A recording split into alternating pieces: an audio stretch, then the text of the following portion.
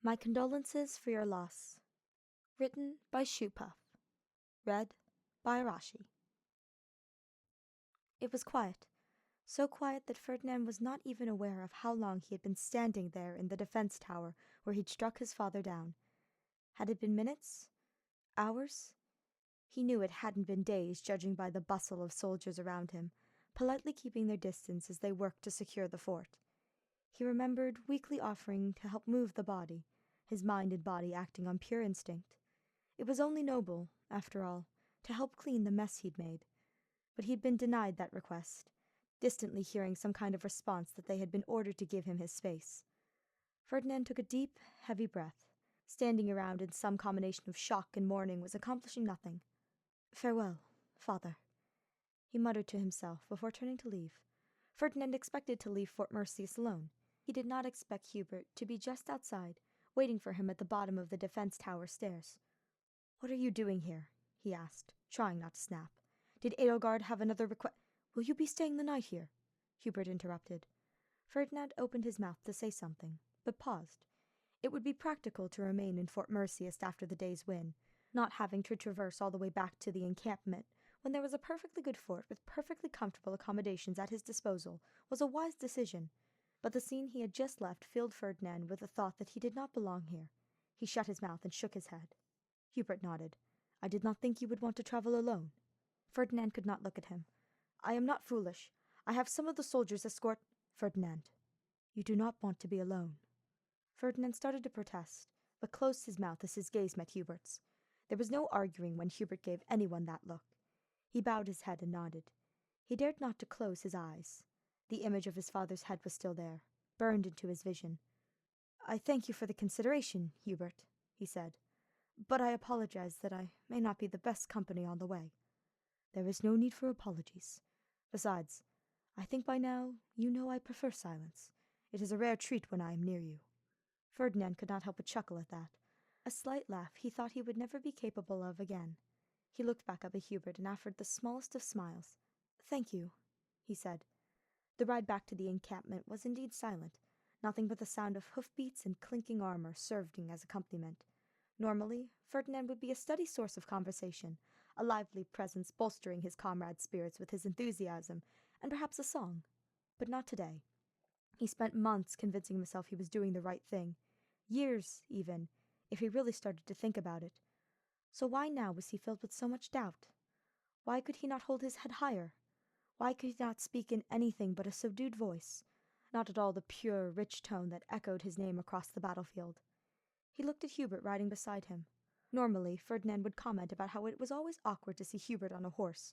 He'd jest and jab at him, as was often their, friendlier as of late, report. But right now, he could only concentrate on one thing. Hubert had been there. With him. For him. At his back. Sure, they had started the day's battle separately, but the moment their paths converged, Hubert affixed himself at Ferdinand's side.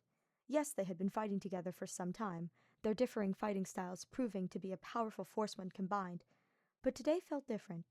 Hubert had been supporting him through the entire ordeal, all the way back to his father's arrest. Hubert never obstructed what Ferdinand felt was the right course of action. Hubert had kept his father alive. Hubert had not dismantled House Eyre.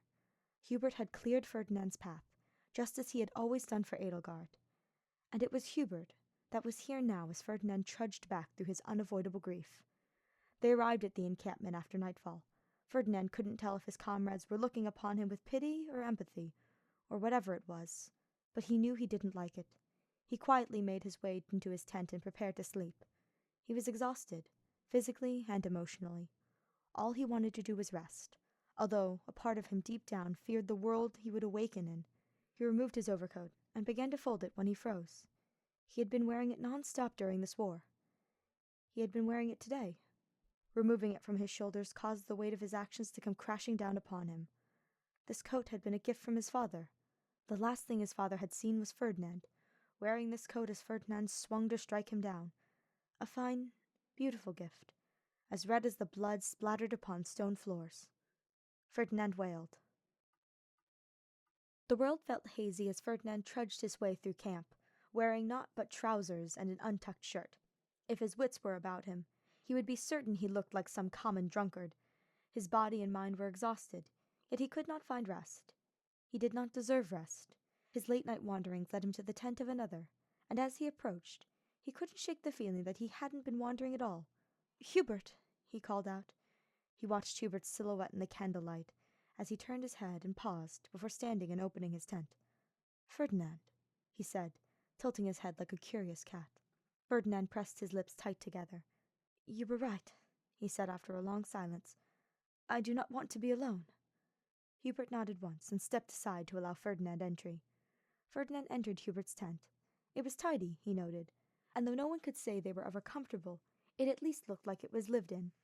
Even though he had lived in the imperial palace, Ferdinand never pictured Hubert as one for the fineries of luxury. Ferdinand would be lying if he said he didn't miss it, though he cursed himself for wanting it. He was undeserving of such comforts. Hubert returned to his small working desk, and Ferdinand remained standing. "You may sleep here," Hubert said. "You need your rest." Ferdinand fumbled with the hem of his shirt. "I do not think I am able to." "Then why are you here?" "I told you," Ferdinand said. "I do not wish to be alone." Hubert did not respond. I cannot close my eyes," he continued. "I am haunted. When I close my eyes, I see his head, there on the ground. It should be staring at me, but it is not. He shut his eyes before I struck. Was he trying to spare me having to look him in the eyes? Was he angry with me? Disappointed? Who can say?" Hubert said quietly. "It went through so cleanly," Ferdinand said, his voice trembling. "It was so easy.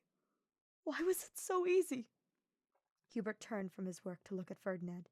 He stood from his seat and gently placed a guiding hand on Ferdinand's shoulder. He led him towards the bed and urged him down. "Lay down, Ferdinand," he said, his voice smooth and even. Ferdinand fought to stand, but found his grip growing firmer. "I do not wish to lay down, Hubert. How can I—" "Ferdinand, lay down. You do not want to be alone, and I am here. You may not be able to sleep, but you need to do all in your power to relax. Take some deep breaths." Ferdinand glared at him, but did as told, and took a long, deep breath, relaxing as he exhaled. The look he gave Hubert softened. "How is this nothing to you?" he asked. "I have worked very hard to manage it. This is what I mean when I say you are not cut out for the work I do, Ferdinand," he answered. "Your heart is too kind. And yet, here you are, showing me kindness. Do not act as if kindness is something you are incapable of." Hubert huffed. "You require some measure of comfort, and you are not the type to accept empty words. I am not one for condolences, Ferdinand. And yet, I empathize, as I doubt anyone else here knows what you are going through as much as I do." Ferdinand shifted his weight on the uncomfortable, lumpy mattress before reluctantly laying down. Hubert's grip loosened. "Did you mourn?" Ferdinand asked. "After what happened to your father, I mean." Hubert shook his head. "No, he has been dead to me long prior." Ferdinand pressed his lips tight together and said nothing. "Have you cried?" Hubert asked. Ferdinand looked away from Hubert and sighed. "Are you going to mock me for having done so?" Hubert shook his head. "Of course not. You may cry if you wish." "I do not want to," Ferdinand said, failing at hiding the slight shake in his voice. "I should—" "You are allowed to cry, Ferdinand." Ferdinand glared at him, tears gathering in his eyes. "You did not. You do not let such things affect you. I find myself wishing I was more like you." Hubert sighed and sat behind him. "You are not like me, Ferdinand. I think it is preferable that way. I am not in the mood for one of your jests."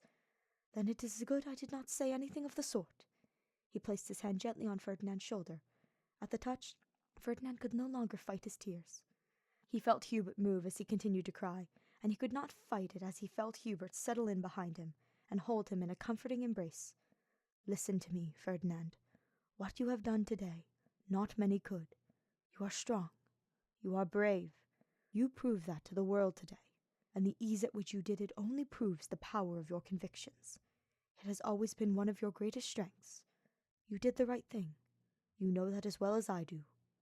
Ferdinand remained in Hubert's arms as he let the man's words sink in. His heart pounded furiously as tears continued to leak from his eyes. He did his best to sniff some back. That is the nicest thing you have ever said to me. Do you truly believe those things?" I would not say them if I did not. I have been known to bend the truth where it suits me, and I can be withholding if the situation calls for it. But I rarely lie, Ferdinand. I would not do so to someone I trust." "Thank you for your trust," Ferdinand said. He nearly gasped as he felt Hubert hold him just a little tighter, if briefly. "Hubert," he said, "may I ask you something?" "Yes." He swallowed hard. "Why are you holding me?" he asked. He regretted the question as he felt Hubert's body go tense behind him. A short silence. Hubert relaxed and answered, "You are far more physically affectionate than I am, Ferdinand. You would not hesitate to hold someone in an embrace with intent to provide comfort. Seeing as your actions today could be seen as the type of action I would take, I am simply trying to do something your way. I thought it might be appreciated." "I see," Ferdinand said. "It is appreciated, Hubert. You are correct." Hubert chuckled. "I will never tire of hearing you say I am correct regarding something." Ferdinand felt himself smile, and he let himself relax a little further into the bed. "Nor will I." He reached to take Hubert's hand in his own. "Is this all right? Holding my hand?" Hubert scoffed. "Here we are entangled together, and you are concerned about my hand. Entangled, is it? I thought this was a comforting hug. Is there some truth you are bending?" When Hubert did not answer, Ferdinand brought his hand to his lips. "What was it you called me, when you have been unable to tear your eyes away?" Hubert answered by placing a soft, tentative kiss on the back of Ferdinand's head. Ferdinand gasped as Hubert trailed quick kisses down his neck. "Resplendent," he whispered, "and I want for you to remain so." "Why? Because I am good for morale?" "No," he responded simply. "It is purely a selfish desire. I do not wish to lose you." Ferdinand sighed as he craned his neck back to allow Hubert more access. "Hubert, did you intend for this tonight?" "No," he said. "But if this is the sort of comfort you need, then who am I to deny you?" Ferdinand bit his bottom lip as Hubert's kisses grew more intense, and his hands began to softly caress him. He couldn't deny how good it was making him feel, how easily he was submitting. He would be lying if he said he had never considered pursuing Hubert as more than a partner on the battlefield or a close friend. The camaraderie between them had grown over the course of the war, as had a strange sort of tension. He turned over to face Hubert. He reached for him, brushing his hair back from his eyes and sliding his hand to the back of Hubert's head. He pulled Hubert in and pressed their foreheads together. He listened to Hubert's heavy breathing slowly match his own. "Make me forget the things I have seen and done today," Ferdinand sighed. "If only for tonight." "As you wish," Hubert said before they kissed. Ferdinand awoke to find himself alone in Hubert's tent. He heard the sounds of an average lively day going on outside. He sat up and ran his hand through his hair. Ferdinand had fallen asleep and apparently slept so well, and the world continued to turn. Life continued forward, and so would Ferdinand von Eyre. He lightly frowned at the bed.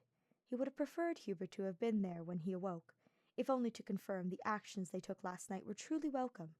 Ferdinand laughed at himself. If they hadn't been, then surely Ferdinand would not have woken up still in the man's bed. As he thought about it, his breath caught in his throat. He was still in Hubert's tent. It was clearly later in the morning, at least. There was little way to avoid being seen leaving Hubert's tent in a state of undress. The scandal! The rumors! The gossip! But what was he to do? Wait here until goddess knows when?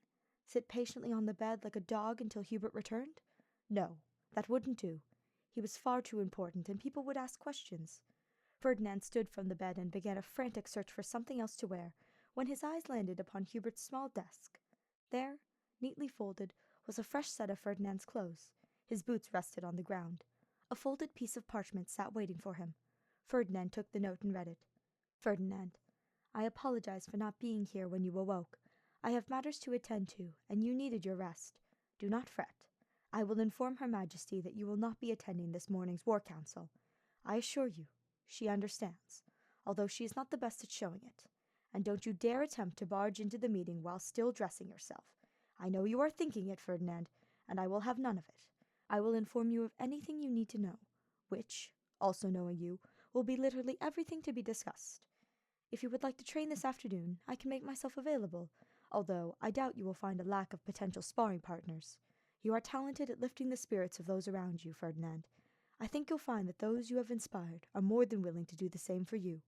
I hope my attempts at comfort have been adequate. Do not hesitate to call upon me in the future. Yours is a welcome presence. Now, get up, get dressed, and eat something. I have left some scones here for you, as well as that sickeningly fruity tea that you've made me choke down before. I hope it has retained some of its warmth by the time it finds you. Yours, Hubert. Yours, Ferdinand said to himself as he finished reading Hubert's note. He felt his cheeks grow warm as a smile spread across his face. Yours, he thought, as he brought the parchment to his lips, kissing Hubert's words softly. He dressed himself before pouring his key, which, while not at his preferred temperature, was still pleasing to the tongue. He ate a scone quicker than he intended, not realizing how hungry he had become since skipping dinner. He folded Hubert's note and tucked it neatly into his breast pocket, right over his heart. Ferdinand took a deep breath. Who Ferdinand von Eyre was and what the name had meant had changed. He stepped outside into the sunlight, his convictions and ideals refreshed, ready to continue ushering in a bright and glorious future.